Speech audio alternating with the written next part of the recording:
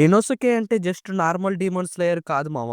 Wild card fighter. వేరే క్యారెక్టర్స్‌కి impossible అయిన కొన్ని ఎబిలిటీస్ ఇనోసుకే నేచురల్‌గా వచ్చాయి. ఇందులో ఫస్ట్ వచ్చేసి hypersensitivity senses of touch. Inosuke body మొత్తం ఎయిర్ వైబ్రేషన్‌ని ఫీల్ చేస్తుంది. ఎనిమీస్ మూవ్‌మెంట్స్, హాస్టల్ ఇంటెలిజెంట్ ఎవరెక్కడున్నారో బాడీతో సెన్స్ చేసి చెప్పగలడు. గేజ్ డైరెక్షన్‌ని బట్టి కూడా ఆపోనెంట్ స్ట్రెంగ్త్‌ని గెస్ చేస్తాడు. Second extreme flexibility. ఇనోసుకే జాయింట్స్‌ని కావాలంటే డిస్కలెక్ట్ చేస్తాడు. బాడీని అన్‌నాచురల్ యాంగిల్‌లో బెండ్ చేస్తాడు. అది కూడా తన ఫైట్‌లో. ఇంటర్నల్ ఆర్గాన్స్‌ని కూడా షిఫ్ట్ చేసి ఫెటల్ అటాక్ నుండి ఈజీగా ఎస్కేప్ అవుతాడు. గ్యూటారా ఫైట్‌లో కూడా ఇది మనం క్లియర్‌గా చూసాం. Third beast breathing. ఈ స్టైల్ ఎవరూ నేర్చుకోలేదు. ఇనోసుకే పర్ ఇన్‌స్టెంట్‌తో క్రియేట్ చేసిన breathing style. Unpredictable movements like animal attack, full aggression. Fourth poison reduction. Upper moon 6 poison normal స్లేయర్స్‌ని ఇన్‌స్టంట్‌గా కిల్ చేస్తుంది.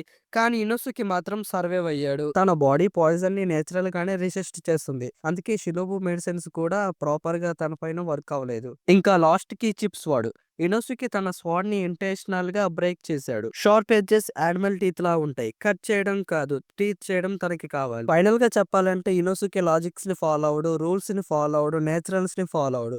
అందుకే డీమోన్ స్లేయర్ లో ఇనోసుకి ఎలాంటి ఫైటర్ లేడు, రాడు కూడా.